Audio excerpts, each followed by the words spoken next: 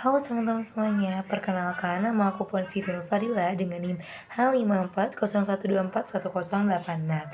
Nah, jadi di sini aku mau ngejelasin terkait regresi linear berganda. Nah, kali ini regresi linear bergandanya kita tetap menggunakan eViews ya teman-teman. Sebelumnya aku mau ngejelasin juga apa sih itu regresi linear berganda. Nah, regresi linear berganda ini sebenarnya tidak jauh berbeda dengan regresi linear sederhana yang sebelumnya, tetapi ada sedikit perubahan model. Nah, kira-kira model dari regresi linear berganda ini seperti apa sih? Nah, jadi bentuknya seperti ini teman-teman.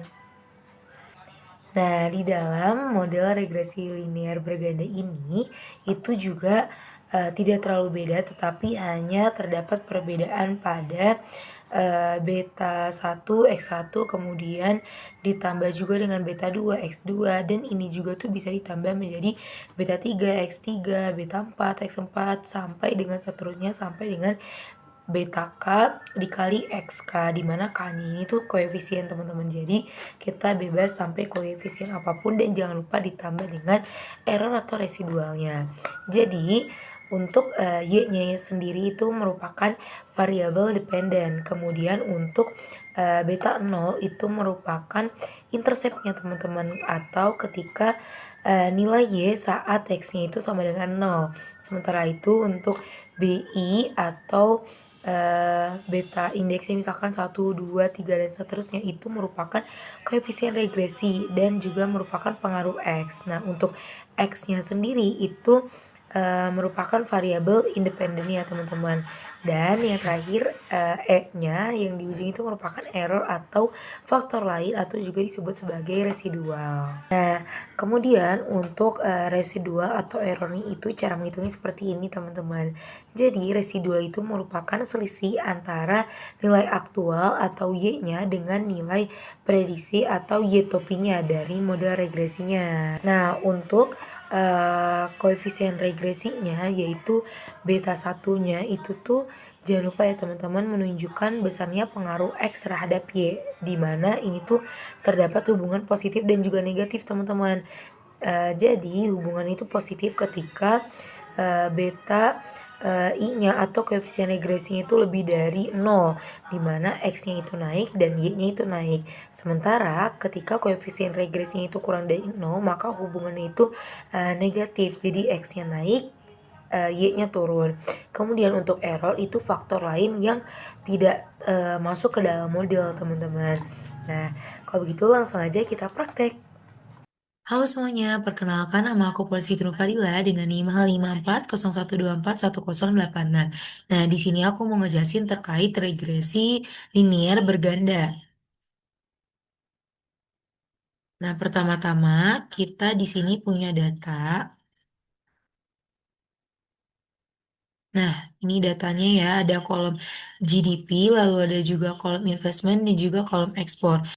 Nah, seperti yang kita tahu, kalau rumus pendapatan nasional itu kan Y sama dengan C plus I plus G plus NX. Nah, di sini kita tahu bahwa yang berperan sebagai Y-nya itu merupakan kolom GDP, lalu yang berperan sebagai I-nya itu investment dan juga ada ekspor. Nah, tapi di regresi linear berganda ini, kolom GDP berperan sebagai Y, kemudian kolom investment ini berperan sebagai X1, dan kolom ekspor ini berperan sebagai X2.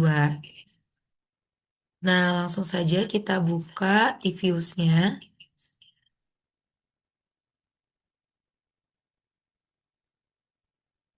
Nah, di sini e-Views-nya sudah terbuka. Kita pilih Create a new e-files work file. Kemudian kita pilih work file strukturnya itu date dengan frekuensinya itu annual. Karena data yang kita punya itu kan dari tahunan ya teman-teman. Tadi dimulai tahunnya itu dari tahun 1971 sampai dengan 2020.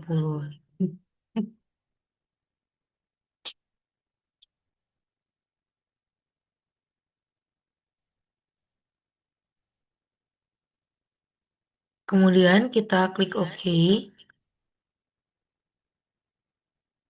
Nah, setelah klik OK, kita pilih Quick di bagian atas ini, kemudian pilih Empty Group. Nah, di sini sudah muncul ya teman-teman. Terus kita copy paste aja data yang kita punya. Di mana copy paste-nya cukup dari kolom GDP sampai dengan ekspor.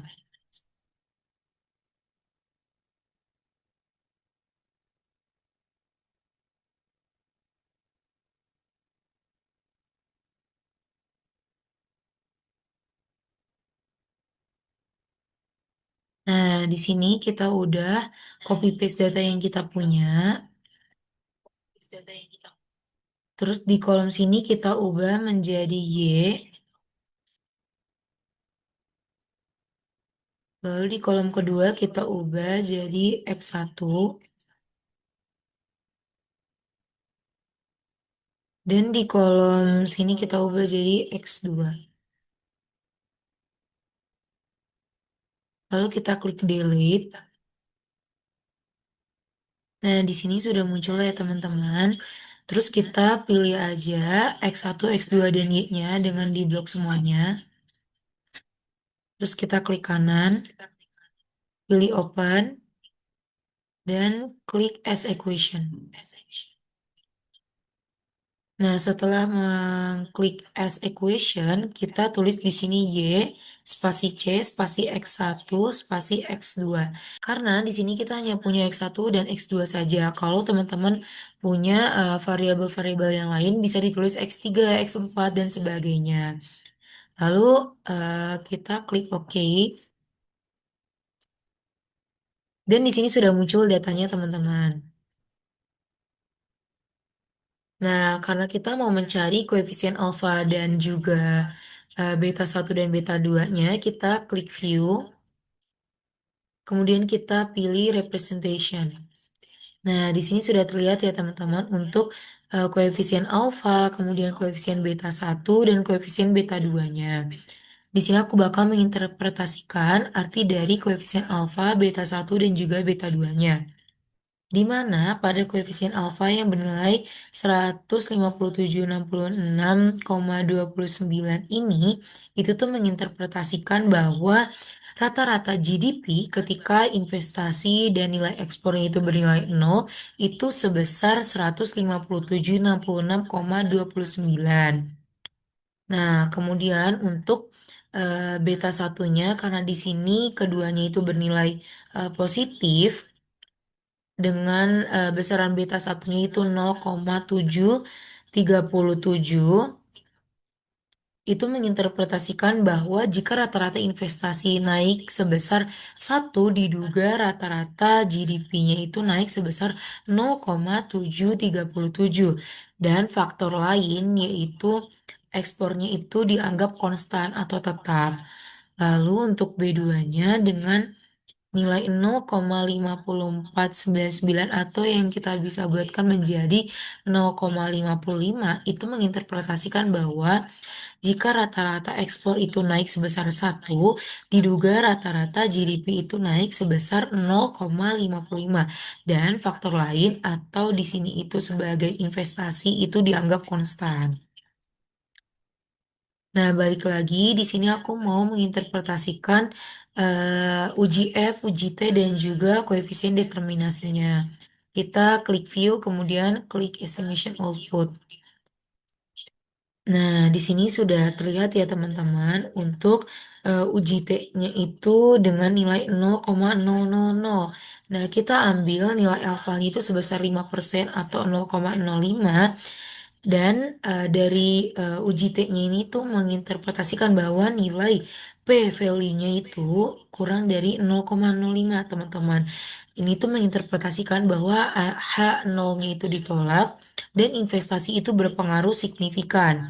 Kemudian untuk uji F-nya di sini teman-teman bisa lihat dengan nilai P value-nya itu juga sama dengan 0,0000 yang P value-nya itu kurang dari 0,05 teman-teman. Jadi ini tuh mengidentifikasikan bahwa atau menginterpretasikan bahwa H0-nya itu ditolak dan minimal ada satu variabel bebas yang mempengaruhi GDP. Lalu model itu dapat menjelaskan keragaman GDP-nya dan investasi dan juga ekspor itu sama-sama berpengaruh signifikan terhadap GDP-nya. Kemudian untuk koefisien determinasinya itu ditunjukkan di bagian sini teman-teman, yaitu 0,5877 atau kita buatkan menjadi 0,588 atau kalau kita jadikan persen menjadi 58,8%. Nah, ini tuh menginterpretasikan bahwa sebesar 58,8% keragaman GDP itu dapat dijelaskan oleh keragaman investasi dan juga ekspor. Lalu 41,2%-nya itu ditentukan oleh variabel di luar model seperti tadi di dalam fungsinya itu ada konsumsi, lalu juga ada pengeluaran pemerintah. Nah, sekian interpretasi data linear berganda dari aku. Mohon maaf apabila ada salah kata. Sekian, wassalamualaikum warahmatullahi wabarakatuh. Terima kasih.